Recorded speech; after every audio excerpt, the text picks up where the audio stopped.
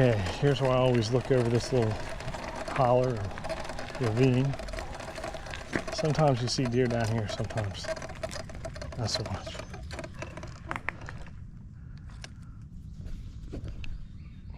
But like I said, this bike cost me, like I said, 75 bucks on Marketplace used. It was incredible shape. Got it from a guy that was on a biking club. He was like the president of a bike club, and they were rotating their stock out, and I said, I'll take it. Not bad for $75. The battery barely fits on the triangle, but it does fit. It's tight, but it fits. And the other bikes I have are the Schwinn Aluminum Comp, All Comp, and the Mongoose XR Pro. And there's the squirrel right there. Yeah, see him? So, I think personally, well, this is what I did. The XR Pro, I put on a new front air shock, and I put on a air shock in the back, the rear spring, and All Comp, I put on air shocks, front forks, and this one I put on air shocks, front forks, and they all have 120 millimeters of travel. Big difference, big difference. I haven't put on an air shock on the Sidewinder, the one I'm riding yet. I don't know if it'll fit on there, just haven't done it yet. But overall, the XR Pro, the way it is now, is a nice plush ride. You can go zipping through like these right here. These roots hardly feel anything. This is a good riding bike too, but the XR Pro's got it beat. But the XR Pro is a 29-inch wheel, and if I go with a mid-drive on the XR Pro, it's going to be a 29-inch wheel on the back, unless I go with mullet, which I probably wouldn't do. But 29-inch wheels are a little, I don't feel real comfortable riding those. I prefer the 26. This is a 26-inch wheel, both of them. I prefer the 26, 27.5, 0.5 wheels. It just feels like when I was used growing up as a kid driving, when we ride, you know, all the bikes had like 26-inch wheels. And this is really responsive, moves pretty good, and I'm not doing no serious downhill balling, as they would say, riding, you know, just out here for the exercise. And as I get better, all three of those bikes that I have are better than me. All those bikes can outride me. Not a doubt in my mind about that. But what I was saying earlier is, you know, I got into this during COVID, and wanted to get some exercise, and I bought my brother had a hub drive electric bike, and he let me ride it, and I'm like, you know what, that's pretty neat. So I bought one of the cheap ones off of Walmart for like $400, and it was a Hyper, I believe, and 26-inch wheels, you know, regular brakes, and not disc brakes on that one, and it rode good, and it was great and all, and I had it in the winter and rode it, and then I'm like, I want to upgrade. So I got looking online, and some of these electric bikes, I mean, don't get me wrong, can I afford one? Yeah. Do I think they're worth it? That's up to you, but to me, no. Just for what I'm doing, casual riding, mid-level, medium riding, no. So, you know, some of those bikes are $6,000 plus. A neighbor of mine's got a YT bike. It's electric. I think his cost him 12 grand. And this one I'm on here right now can do everything his does. Maybe not as well, maybe not as quickly, but it can do it. And with the, I can tell you right now, with the mid-drives, you get a lot more exercise going mid-drive than you do with the rear hub. my own personal belief. So I'm kind of like a frugal type of individual anyways, and you know, $12,000 bicycle. I bought my first motorcycle back in the day like $1,200. It's a Honda 500cc street bike Interceptor, and that thing ran like a scalded dog. Pretty quick. Not as quick as the Kawasaki Ninjas at the time, but it was a good bike. And I rode that thing for like forever, long time. And I just can't see, you know, I know inflation, but come on, $1,200 compared to $12,000 for a bicycle, electric bicycle. No thank you. But some of the bikes, you know, are $5-6 grand, regular bikes. I guess I'm just behind the times.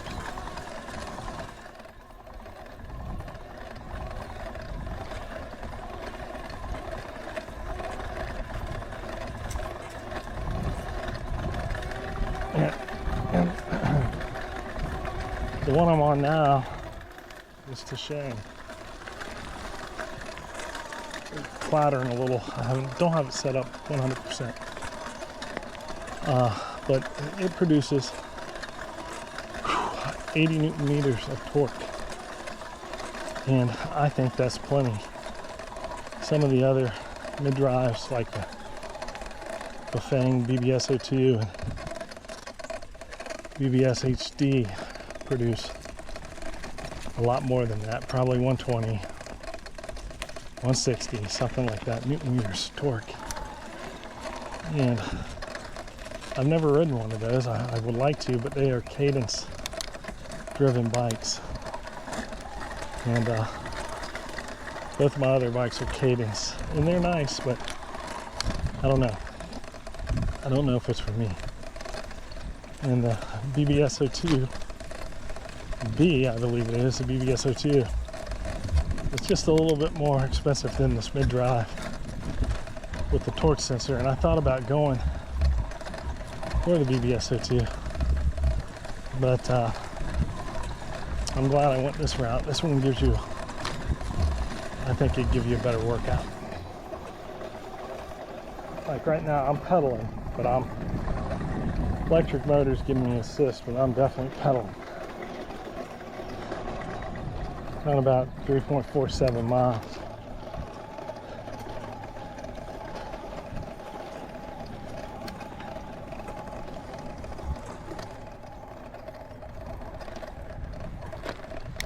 You're down here.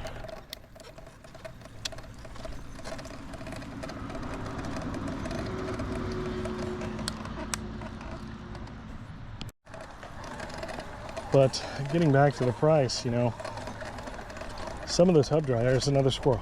Some of those hub drives you can get on sale for $180. I think mine cost me 1,000 watt. That's a whole kit. It came with the hub drive, the tire, the spokes, and a tire. Came with the controller, 2 brakes that you can put on if you choose to do it, and everything you needed to wire it up and put it on the bike and go for 180 bucks. Plus the battery. And I have the battery on here. You can buy a decent battery probably for around 200, 250 now. And that thing would go 28 miles an hour. The 1500 watt engine that I have, that thing you get 31, 32, maybe 33.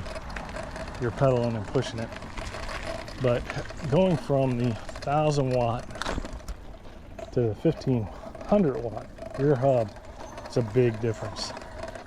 The 1500 watt is quicker, it's quicker off the line, and it's just got more get up and go if you're pulling a hill, you know, more get up and go. So if you could save the money or save money up, I go with the 1500 if you're starting off. But on the other hand, That one cost me, I think, $350 when I bought it, $350.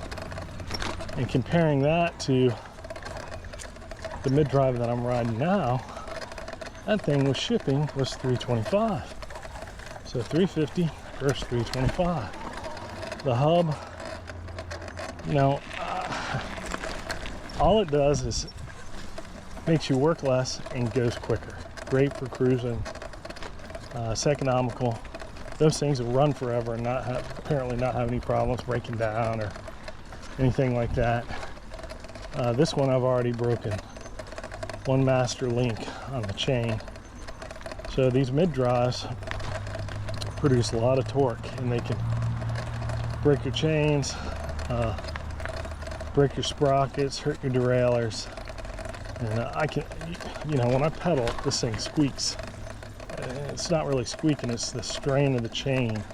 It's a regular bike chain, and it wasn't really designed to, you know, have a 80 Newton meter torque electric engine put on it, but it's still, for that amount of money, I mean, say $325 and $75 for the bike. That puts you at what, $400?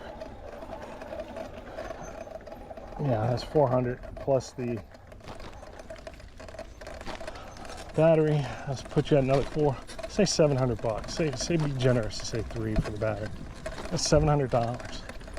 And this thing, I've not been, every hill I've climbed, it's gone up. It's really never let me down except for that one time when the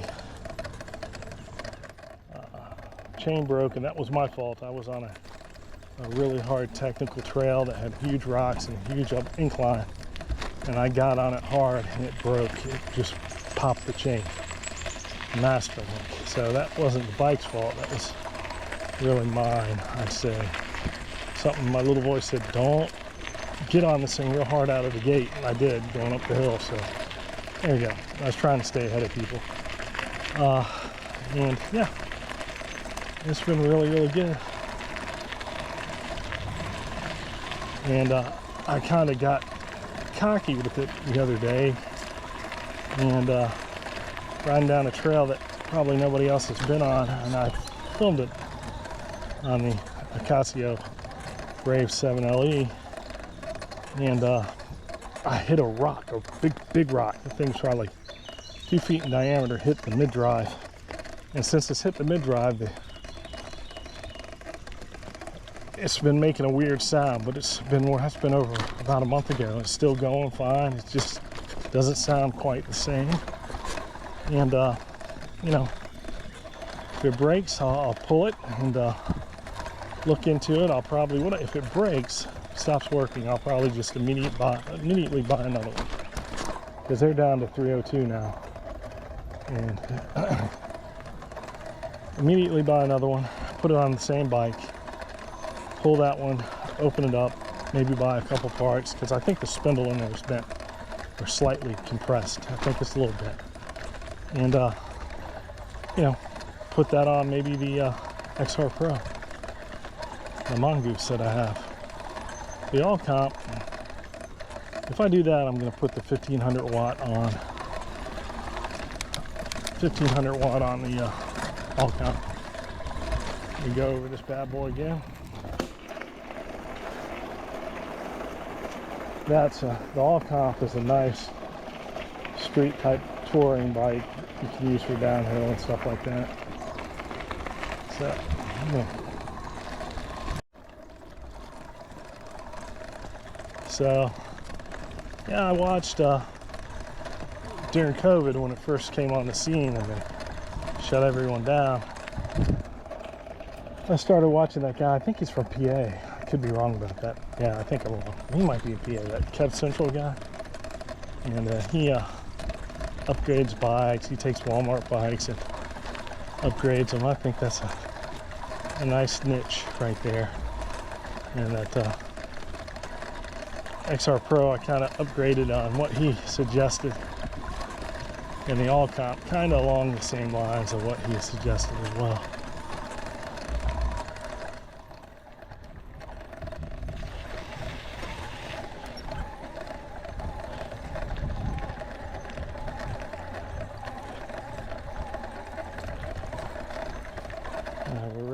this action cam to the test here.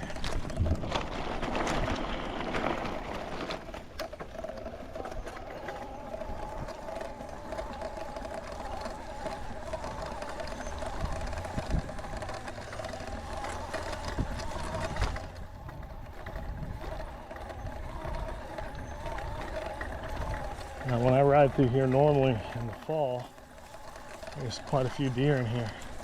I like to get in this little patch over here to the left and lay down.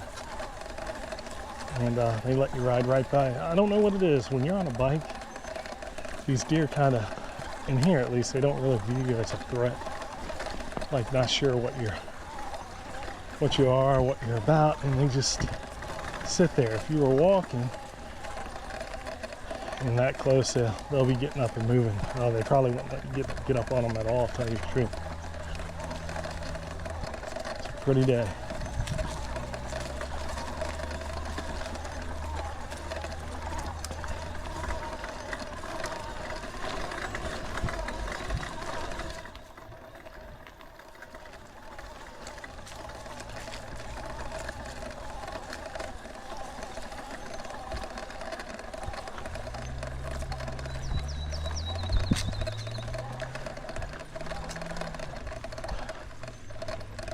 Gonna pause right here, and the leaves are really grown in. But there's the mountains back there. It's where the bear come off of here. They come off those mountains right up there, if you can see them. And they come down here in this park, in this general area. So when I ride this thing in the fall, it's gonna look a lot different. Okay.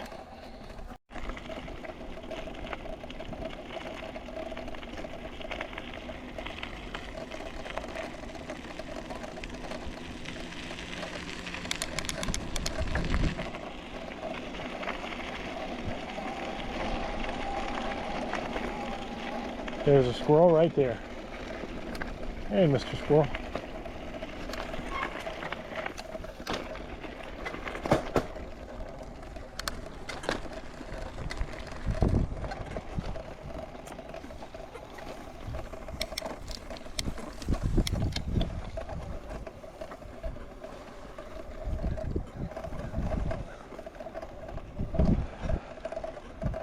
Crows are always in here. Okay, so I've gone about 5.15 miles, looks like. And I normally ride around 5 to 6, but I gotta get back on the work train tomorrow, so I might take it easy. I'll only do 5 or so. We'll see. And that's one more thing.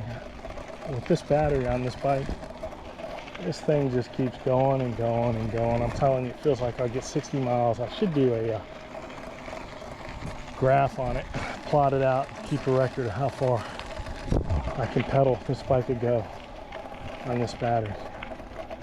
But if I had to just call it from how I feel, I'd say at least 60 miles.